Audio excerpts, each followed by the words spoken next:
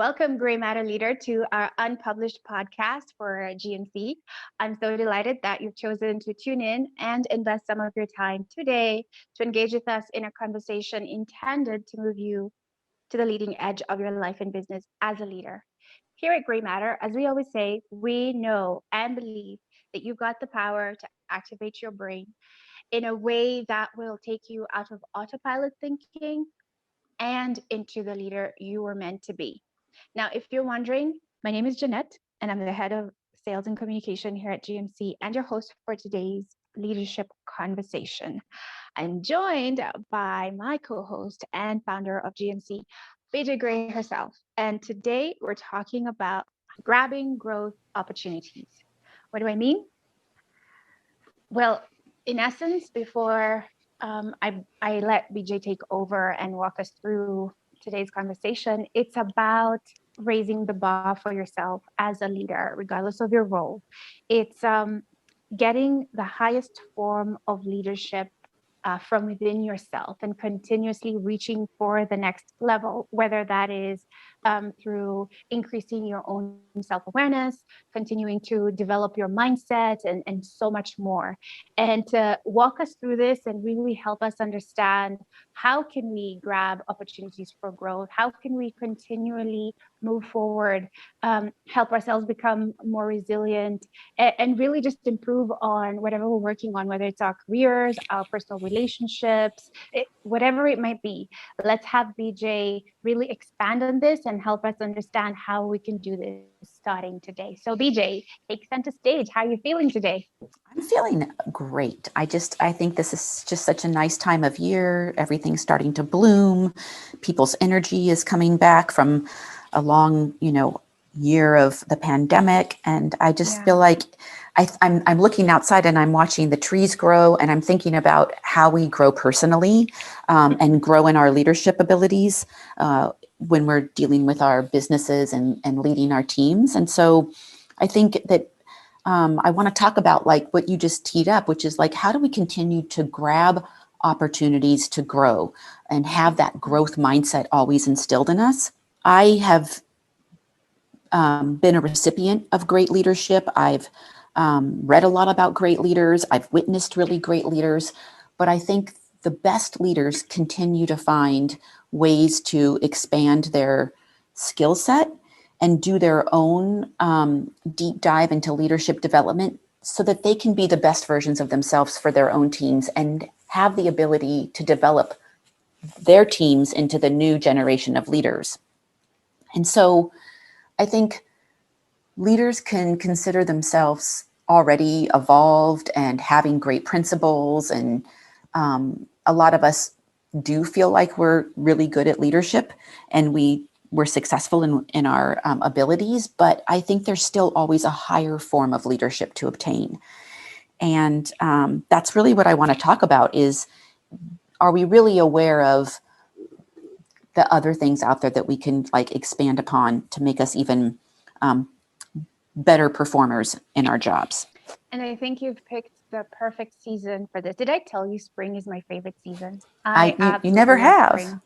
Oh my goodness. I feel like spring is the season for love and romance and everything new, everything renewing, everything growing. And to me, it matches exactly what you want to help us, shift our focus to, that we continually remain in the spring season. So where would you like us to start?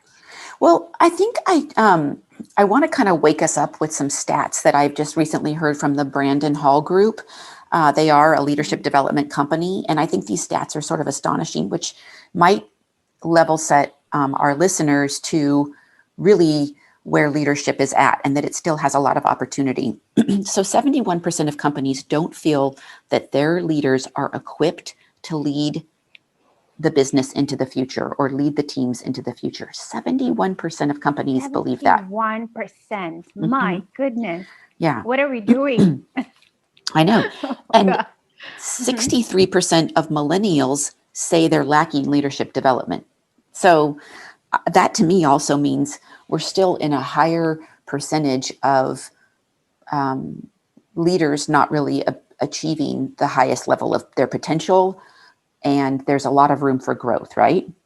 Yeah, Yeah. definitely. And I think that we're also in this transition into a new form of leadership. So when I say reach the highest form of leadership, it's really more about transitioning to a new form of leadership, because we used to lead from this position of authority, right? Where Hmm. we were just more like top down.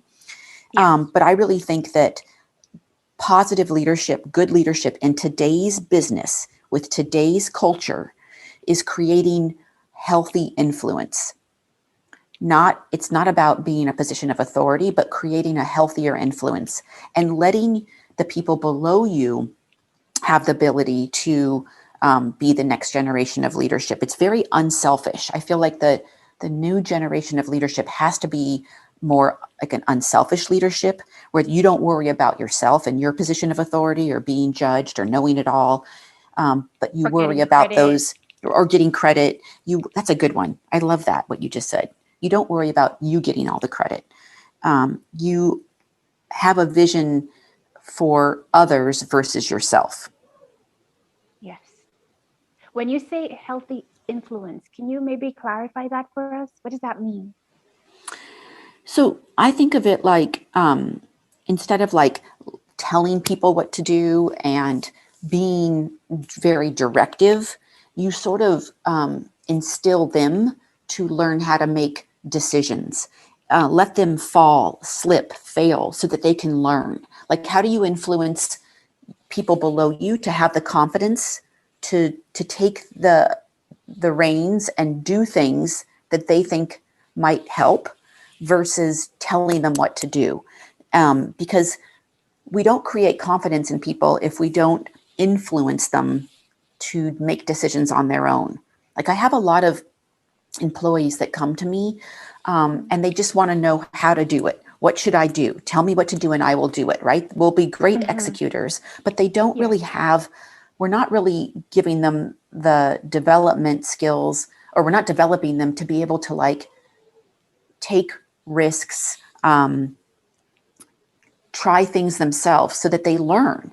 Like, it's a new way of like positioning, and influencing your team, giving them some direction, but influencing them to like take the reins and do the work themselves and try something that they've never done. Just don't constantly tell them what to do.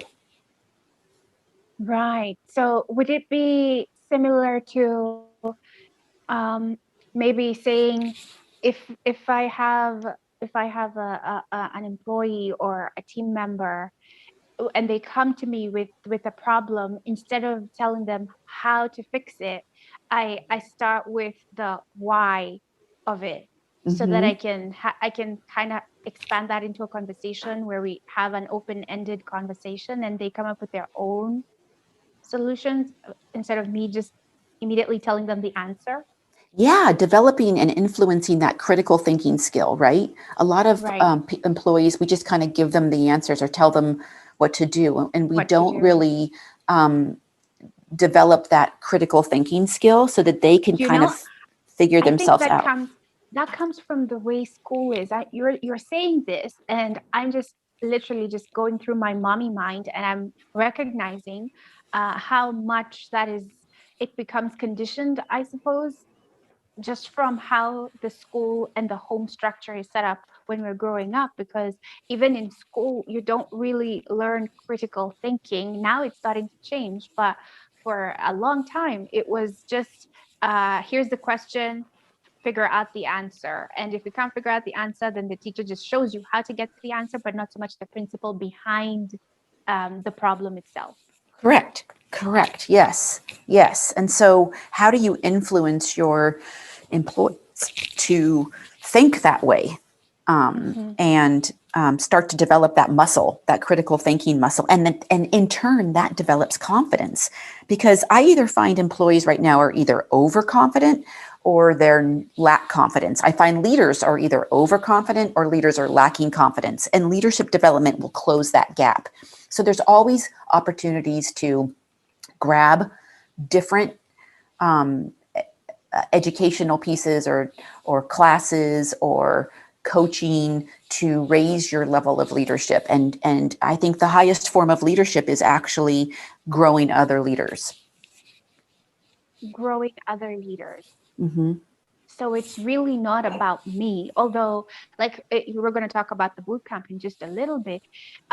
We start with me, with growing myself and increasing my awareness, but that's not the end game. The end game is actually me being able to grow other leaders, to influence other people to become leaders. Yeah, I think if we think back to the mental fitness framework that I've developed, and if we think Yes. back to the three circles that make up the mental fitness framework, the first framework, the first circle obviously is about really learning to lead yourself before you lead others effectively, Yes. and helping them reach their potential. You've got to be able to lead yourself. And the second one is about like really developing that ability to think about your employees first versus your own ego.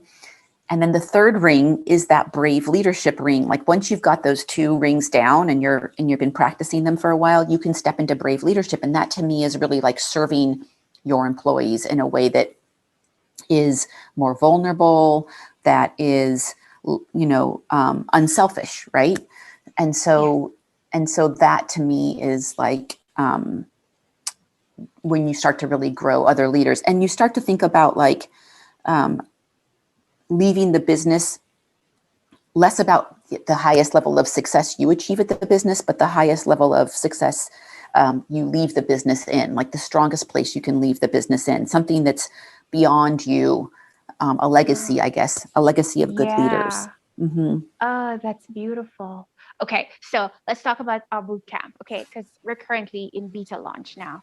And would you say that what what we have for our leaders is one of the tools or the educational content that you would suggest to anyone who does want to have that end game of brave leadership to start with? And if so, why do you think this will help them get to that end goal? Because I think that this first course in my mental fitness framework is all about developing the right mindset so you can take care of yourself when you're flipping the switch.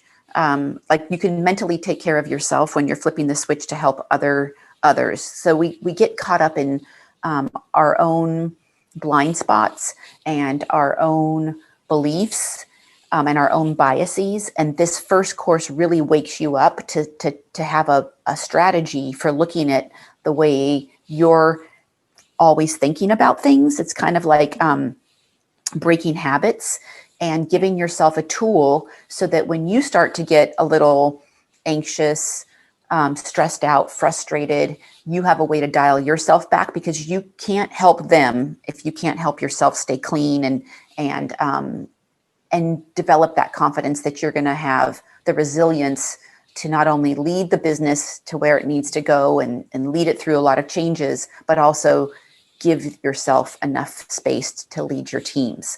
And so you need to really develop mindset work and mental fitness before you can step into that higher level of leadership. And I think this first course of mine is the foundation for mental fitness. It's the self-awareness, it's the blind spots, it's a mental fitness tool, a mental strategy tool, a mindset tool.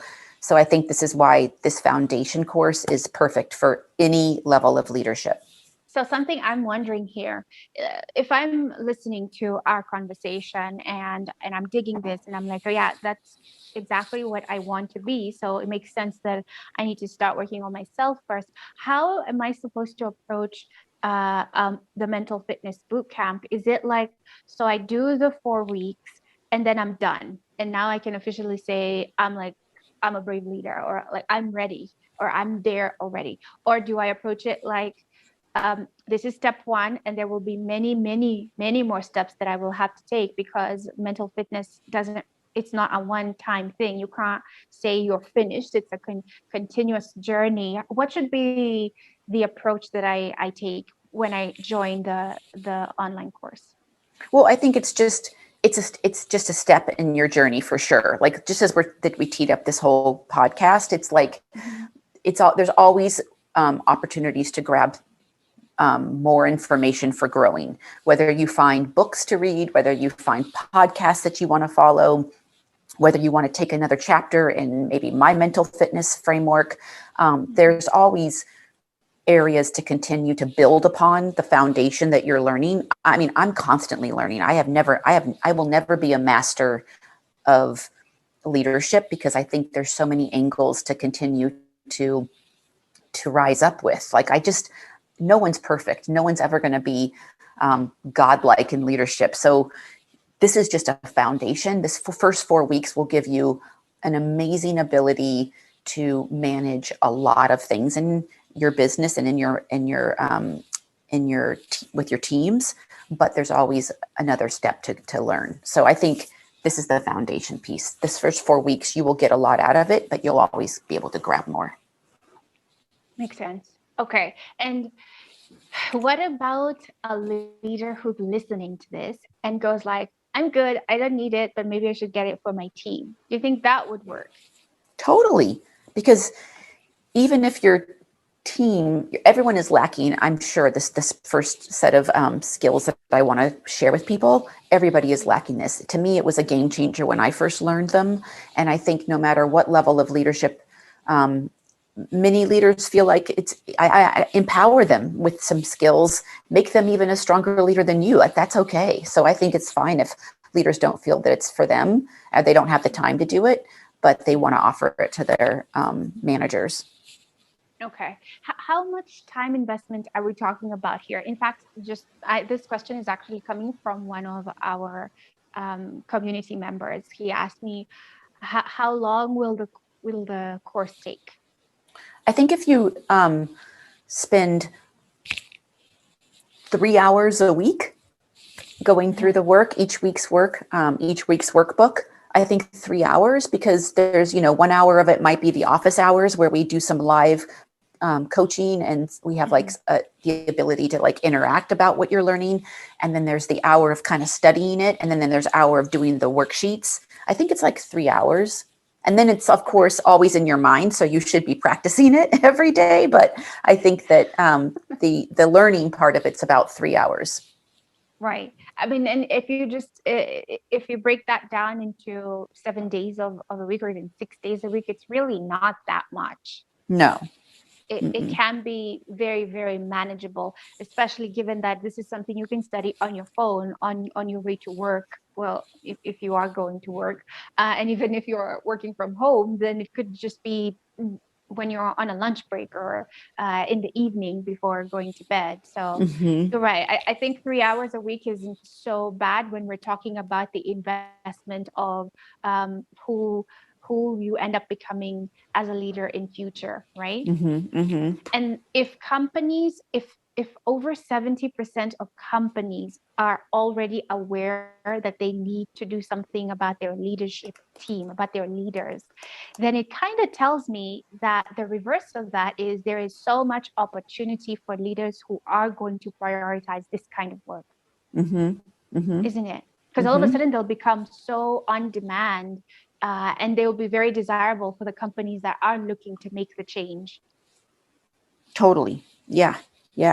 I think this is it's the best thing you can do for yourself if you want to expand your strength and effectiveness as a leader, and especially in today's world. I want to close with this one thing that might grab people to want to take the course. I think that there's a lot of amazing leaders out there that I admire, but I think that the way the culture at work is changing, the people that are in our businesses are different from when we were growing up in our careers.